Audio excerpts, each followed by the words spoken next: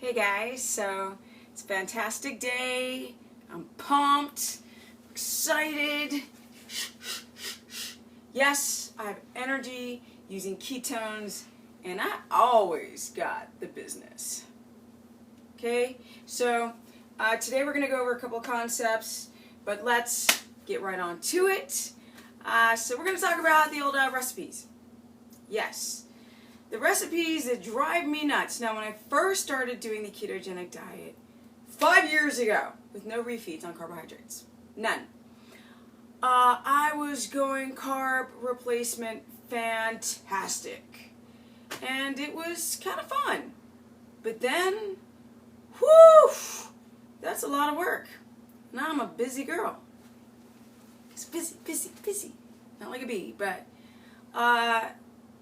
anytime that you're going to do, it doesn't matter if you eat carbs or not, you've got to cook. And I like cooking, but when I'm busy and I got to go, I don't have time to cook. So the carb replacement became a pain in the ass. I've made everything. Pizza, crackers, and these are all keto approved, and whole foods. French fries. I've made, these are like comfort foods. I've made tortillas and tacos, burritos.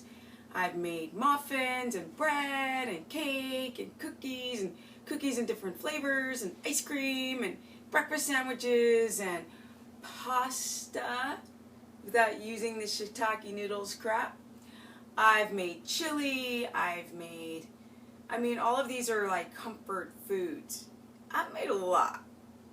What I've come to realize is that, my entire life, I've been pretty good on not overdoing the food. Like, I was one of those annoying people that could get a bar of chocolate and eat that sucker for a week. So it was more of a psychological event of why I cooked so much to find my carb replacements to make me feel like I was a functioning person in normal society. But in reality, I really didn't need all that stuff to love the taste of food. So it's just Thanksgiving, and somebody and I got a bunch of things that you could go and throw quick together. Some Thanksgiving holiday recipes. And some people are like actually complaining, like, well, now you need to go and cook and why aren't you cooking and showing us? And I'm like, because I don't care. That's why. There's a million paleo and other people, the zillion cooking channels that you can sit in the monkey to get your food porn. But me, no. Because right now, I'm obsessed with stuff like epigenetics and why I have the business at 47 years of age with so many skateboard injuries that I cannot run, jump, lunge, or squat. And don't get it twisted. When you see me bouncing around, I'm using this leg. I'm not using this one. So, with that said, if you eat carb replacements, like I eat a breakfast sandwich. I do. That's what I got for the day. If I travel, I can take my pancake and like MacGyver, I can throw that into anything. Pizza, muffins, whatever I want, because I know how to MacGyver that stuff. So I don't have to do anything more than just, hold on, let me get it, hold on. 1 second, oh, it's almost over, darn it. You know what? I think I used up all my pancake batter. Where is it? Yeah, it's almost done. Okay. Sorry, guys. I thought I'd have a whole container of it, so I'm going to have to make some later today. But that's my pancake batter. That's the very bottom of it. I always have this. That's as far as I go right now with my carb replacement. So this is coconut flour, it's eggs, it's flax meal, and then I put other type of spices and Stephanie love up in this business to get the different types of sweet to salty, bready, this or whatever. Now,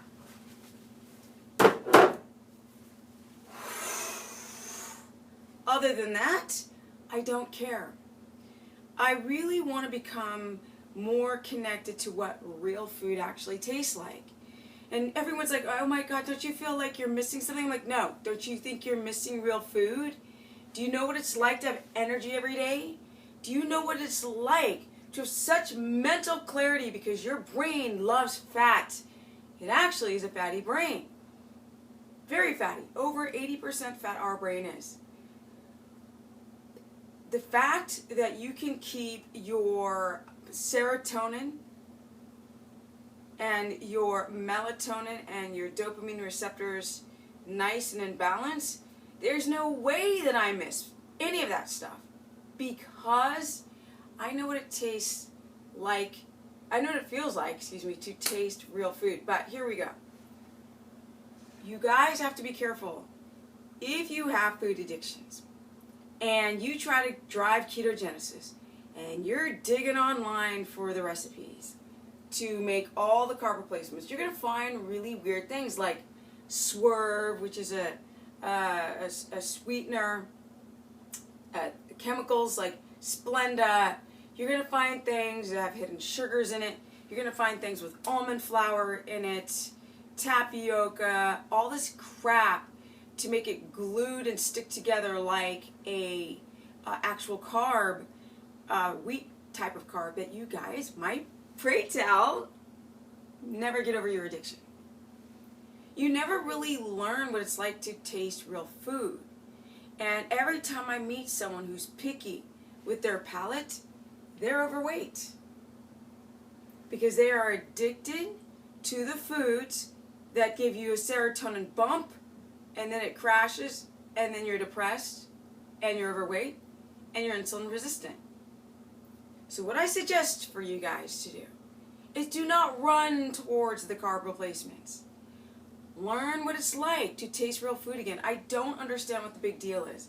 I could go and have some of my favorite foods, like some scrimp with some like, I love grass-fed beef or the burgers, and I love the scrimp beef combo with some avocado and some greens up in that bitch with some coconut oil and a little bit of seasoning.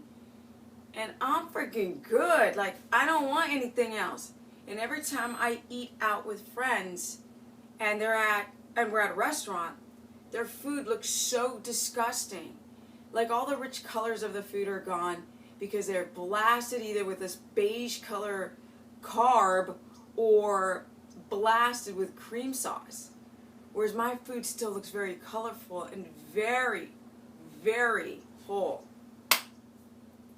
That's what it's like to get the business. To get the business and stay lean, but stay muscular, because I gained 15 pounds of muscle. And clearly, I didn't gain the fat. Okay, so I got myself weighed, I weighed myself about, I think it's probably about 8 days ago. And I went up 4 more pounds because of the creatine and the grass-fed beef I was eating every day. Still am. And the bone broth soup. So don't get it twisted. I do believe, because I've been coaching now, it is just about 500 people that I see that those who go for the carb replacements fall off the wagon. It's holiday season, and you guys are falling off the wagon. And some of you are getting into ketosis, and you fall right out. Because as soon as you drink a little half a glass of wine, you're out. As soon as you start eating foods that have hidden sugars or blatant carbs, you're out. And it takes days to get back in. It's not worth it at all. It's not worth, and the food addictions come back. My suggestion is for everyone, cut out the carb replacements for the first month. Allow those 21 days for your tongue to reset its palate, its sense of flavor, the sense of like all of the enzymes in real food, because it actually tastes amazeballs. Okay, guys, that's it. I want to do a video why I don't talk about food porn right now. Not now. I will do cooking videos later. But I don't want to be known for the recipe as a recipe girl, because trust me, I got some in my arsenal. I do. Because I know how to mix that shite up. And I do not know why you guys don't know how to work with herbs and spices better when you're looking for carb replacements, when really you could just add a little bit of love to the meats and the vegetables and the fats that you're cooking. Yes. So, food porn? No. If you are addicted to food, you're not going to make it over to that island of ketosis. When you keto adapt and your brain starts using units of fat, converted fat into ketones, your hunger goes down exponentially. Now you are not enslaved to eat every couple of hours, which some of the guys that come to me still can't understand why they're not eating every 2-3 hours. I'm like, because when you don't eat, that old liver starts to convert ketones. And then you can go about your day without being hypoglycemic, low blood sugar, or developing insulin resistance, and then having your testosterone go down the toilet. Learn the importance of ketogenesis and look what it can do. This isn't genetics, you guys. This is epigenetics. So if you want to learn more how to keto adapt, go to stephanieperson.com. Recipes, I got some. Videos, I'll make them. But let's talk about how to get into ketosis first. stephanieperson.com or Stephanie, the business person, on my Facebook fan page if you guys have questions, or Stephanie Ketogenic on my Instagram. Yeah! Peace out, guys.